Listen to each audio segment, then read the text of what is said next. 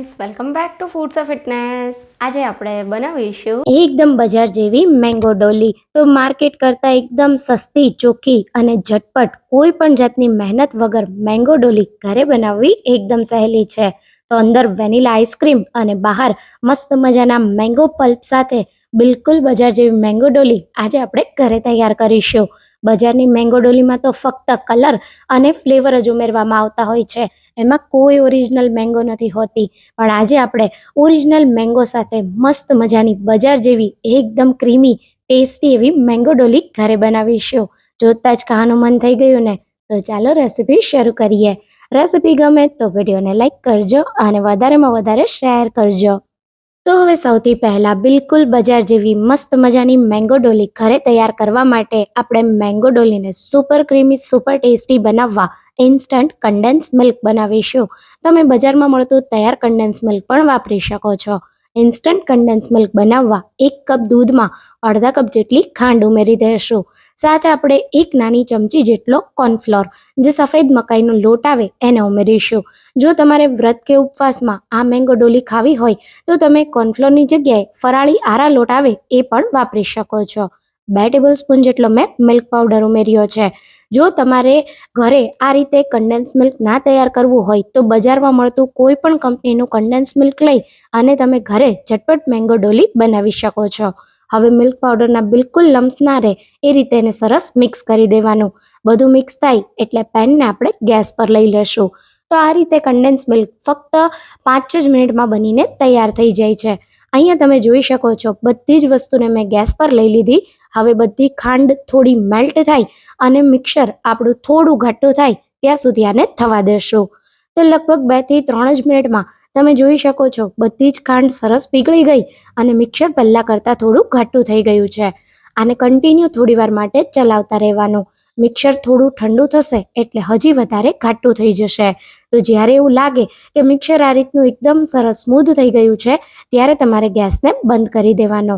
Gas બંધ કર્યા પછી આ મિક્સરને લગભગ અડધા કલાક જેવું અથવા તો કમ્પ્લીટ રૂમ ટેમ્પરેચર પર આવી જાય ત્યાં સુધી ઠંડુ થવા દેવાનું. હવે અહીંયા આપણું મિક્સર લગભગ અડધા કલાક જેવું ઠંડુ થઈ ગયું છે.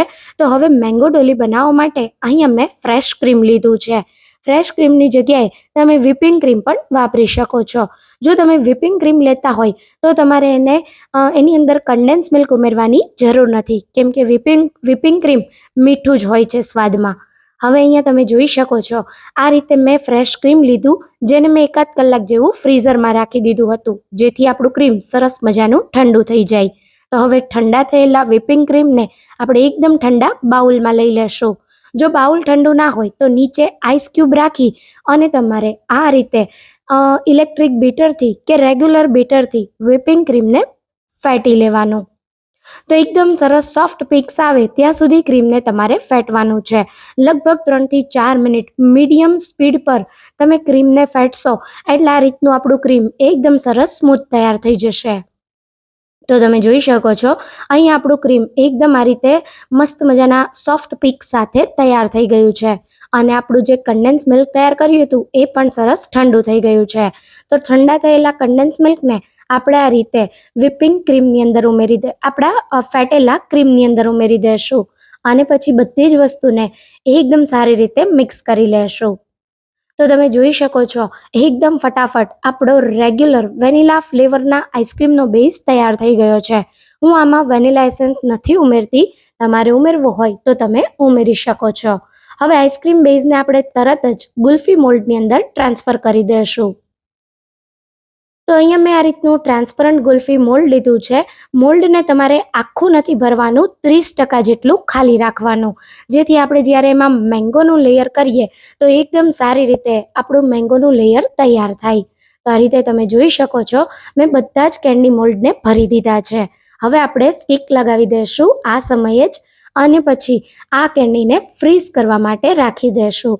લગભગ 5 થી 6 કલાક જેટલો તમને સમય લાગશે. આ જે કેન્ડી છે એને પહેલાં તમારે સેટ કરી લેવાની. તો આપણે જેમ અત્યારે મેંગો ડોલી બનાવીએ છીએ, સેમ તમે આ રીતે ચોકોબાર પણ બનાવી શકો છો. એની રેસીપી પણ મેં તમારી સાથે શેર કરેલી છે. તો હવે લગભગ 5 થી 6 કલાક પછી અહીંયા મેં એકદમ પાક્કી 2 કેરી લીધી છે. વજનમાં આ કેરી 400 ગ્રામ જેટલી છે. કેરીની સરસ છાલ ઉતારી અને એના મીડિયમ સાઇઝના ટુકડા કરી લેવાના. તો 1.5 કપ જેટલા આ કેરીના ટુકડા તૈયાર થયા છે. તો કેરીનો પલ્પ બનાવવા માટે કેરીના ટુકડાને મિક્સર જારમાં લઈ લેશું. એમાં 2 ટેબલ સ્પૂન જેટલી ખાંડ ઉમેરી દઈશું અને 1 કપ જેટલું પાણી ઉમેરી દઈશું અને બધી જ વસ્તુને સારી રીતે ગ્રાઇન્ડ કરી લેશું. તો અહીંયા તમારે કેરીનો પલ્પ વધુ પડતો ઘાટો નથી બનાવવાનો, થોડો પતલો રાખવાનો, જેથી કેન્ડી ઉપર કેરીના પલ્પનું કોટિંગ એકદમ સરસ થાય. અને કેરીનો પલ્પ જ્યારે બની જાય ત્યારે એમાં કોઈ રેસા ના રહે એના માટે એને એકવાર સરસ ગાળી લેવાનો, જેથી આપણી કેરીનો પલ્પ એકદમ સ્મૂથ તૈયાર થાય. તો અહીંયા તમે જોઈ શકો છો સરસ મજાનો આપણો કેરીનો પલ્પ તૈયાર થઈ ગયો છે. લગભગ આ કેરીનો પલ્પ 2 કપ જેટલો તૈયાર થયો છે. તો હવે આપણે કેન્ડીને ચેક કરી લઈએ. 5 થી 6 કલાક પછી તમે જોઈ શકો છો આપણી વેનીલા કેન્ડી એકદમ સારી રીતે સેટ થઈ ગઈ છે. તો કેન્ડીને આપણે પહેલાં અનમોલ્ડ કરી લેશું. આ પ્રોસેસ તમારે થોડી ઝડપથી કરવાની. જો કેન્ડી મેલ્ટ થઈ જશે તો એની ઉપર મેંગોનું કોટિંગ પ્રોપર નહીં થાય. એટલે ફટાફટ જો ઘરમાં 2 જણા હોય તો આ પ્રોસેસ કરવા સમયે તમારે 2 જણાની હેલ્પ લઈ લેવાની.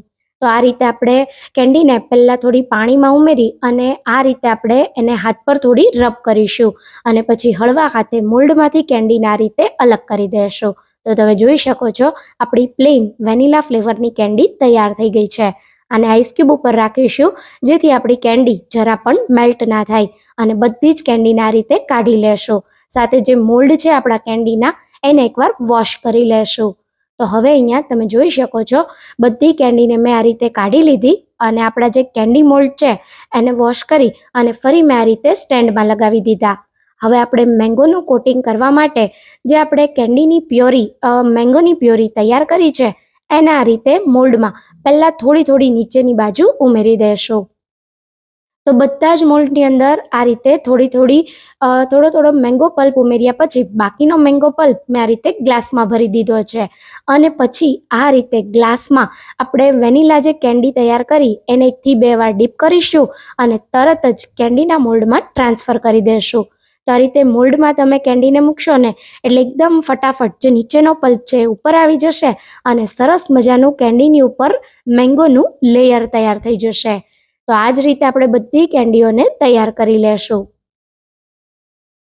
તો અહીંયા તમે જોઈ શકો છો એકદમ ઇઝીલી તમે તૈયાર કરી શકો છો. જો તમે ચોકોબાર બનાવતા હોય તો સેમ આ જ રીતે તમારે ગ્લાસમાં ચોકલેટ કમ્પાઉન્ડને મેલ્ટ કરી અને ભરી દેવાનો અને પછી એકદમ સરસ મજાની તમે ચોકલેટ કેન્ડી કે ચોકોબાર ઘરે તૈયાર કરી શકો છો. હવે અહીંયા તમે જો મેં બધી જ કેન્ડીને સરસ મજાની તૈયાર કરી લીધી છે. આને આપણે ફ્રીઝરમાં 4 થી 5 કલાક માટે રાખી દેશું. 4 થી 5 કલાક પછી હવે તમે જોઈ શકો છો આપણી કેન્ડી મસ્ત મજાની સેટ થઈ ગઈ છે. તો હવે આ મસ્ત મજાની મેંગો કેન્ડીને આપણે અનમોલ્ડ કરીશું અને હું તમને બતાવું કે કેટલી મસ્ત આપણી મેંગો ડોલી ઘરે તૈયાર થઈ છે. તો આ રીતે એક કેન્ડીને આપણે લેશું અને એને ગ્લાસમાં આ રીતે 2 થી 3 વાર ડીપ કરી દઈશું. તો અહીંયા તમે જોઈ શકો છો આ રીતે મેં ગ્લાસમાં કેન્ડીને 2 થી 3 વાર ડીપ કરી દીધી. હવે હાથ પર થોડી રબ કરીશું આ રીતે, જેથી કેન્ડી એકદમ ઇઝીલી મોલ્ડમાંથી સરસ છૂટી પડી જાય અને પછી હલકા હાથે કેન્ડીને આ રીતે મોલ્ડમાંથી બહાર કાઢી લેશું. તો તમે જોઈ શકો છો એકદમ મસ્ત મજાની બિલકુલ બજાર જેવી આપણી મેંગો ડોલી તૈયાર થઈ છે. ને ઘરે બનાવવી એકદમ સહેલી. આ રીતે મેંગો ડોલી તમે ઘરે બનાવી બાળકોને આપશો તો એમને ખૂબ જ ભાવશે. બજારની મેંગો ડોલી કરતાં ઘરે બનાવેલી મેંગો ડોલી થોડી હેલ્ધી પણ હોય છે અને બજાર કરતાં પણ ટેસ્ટી બને છે. તો અહીંયા તમે જોઈ શકો છો મેં અત્યારે 2 થી 3 કેન્ડીને આ રીતે અનમોલ્ડ કરેલી છે. તો તમારે એકવારમાં જેટલી સર્વ કરવી હોય એટલી તમારે આ રીતે કેન્ડીને અનમોલ્ડ કરતા જવાની. તો અહીંયા તમે જુઓ એકદમ અંદર ક્રીમી એવો વેનીલા આઈસ્ક્રીમ અને બહાર મસ્ત મજાનું ઓરિજિનલ મેંગો પ્યોરીમાંથી તૈયાર થયેલું લેયર. તો આ મેંગો ડોલી તો ઘરમાં બધાને બહુ જ ભાવશે. એકવાર તમે આ રીતે મેંગો ડોલીની રેસીપીને ઘરે જરૂરથી ટ્રાય કરજો અને તમને આ રેસીપી કેવી લાગી એ મને કમેન્ટમાં જરૂરથી કહેજો. જો તમને આ રેસીપી ગમી હોય તો રેસીપીને લાઈક કરજો અને વધારેમાં વધારે શેર કરજો. તો ફરી મળીશું એક આવા નવા જ વિડીયો સાથે. ત્યાં સુધી થેન્ક્સ ફોર વોચિંગ.